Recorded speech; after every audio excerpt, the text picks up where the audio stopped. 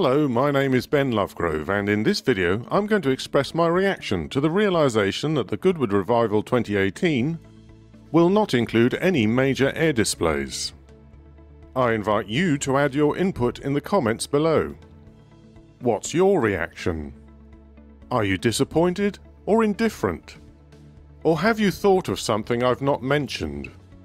After 19 years of thrilling the crowds with spectacular air displays, it seems the Goodwood Revival's aviation activities will be confined to the static displays and pre-booked pleasure flights, for this year at least. Are the days of a Goodwood Revival air show over?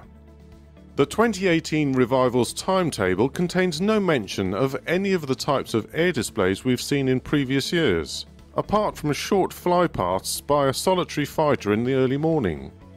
I sought clarification from the Revival team and was eventually informed that the flying activity will be a Spitfire on the Sunday morning, a Mustang on the Friday and Saturday morning, and a Spitfire and Mustang air display on the Saturday at 19:05 hours.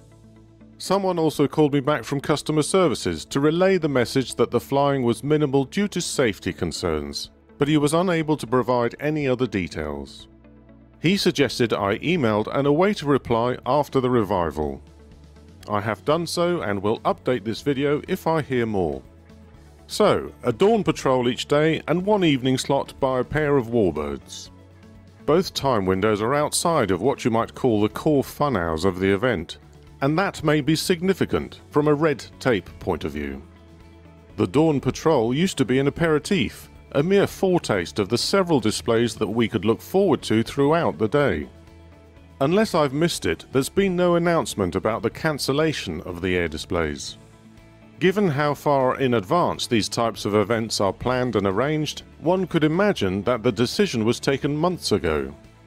So why was there no announcement for loyal Revival fans? The air displays have always been such a popular part of the Revival. I don't know how popular, and I would guess that the Revival team's customer surveys would reveal more on that score. Taking into account that tickets go on sale 10 months before the event, it's possible that many who bought their tickets will be as disappointed as I am that the Revival has become almost exclusively a motor racing event. Of course, it's always been mainly a motor racing event featuring races on four wheels and two. But the air displays have been an integral part of every Revival since 1998, when Ray Hanna flew a Spitfire along the start line straight. That type of flying has long gone everywhere. In these safety-conscious days, you won't see any Spitfires flying so close to crowds that you can feel the breeze and smell the exhaust. But in the past 19 years at the Revival, we've been thrilled and inspired by the flying skills of a generation of expert display pilots. Over the last 2 decades, the Revival air displays have included formation aerobatics by Spitfires, Hurricanes, Mustangs, Warhawks, a Blenheim, and in 2010, a Bearcat.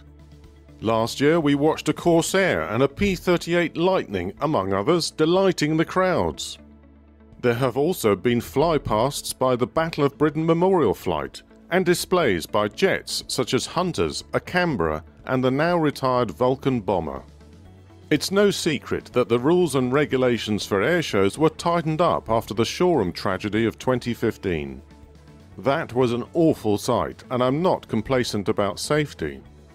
A thorough investigation by the CAA has resulted in changes to the regulations, and that is only right and proper. Spectators who attend air shows and motor racing events are used to seeing warning signs about the risks, but they attend anyway. They trust that those risks have been mitigated as much as humanly possible by the event organisers. Risks are minimised but not removed altogether.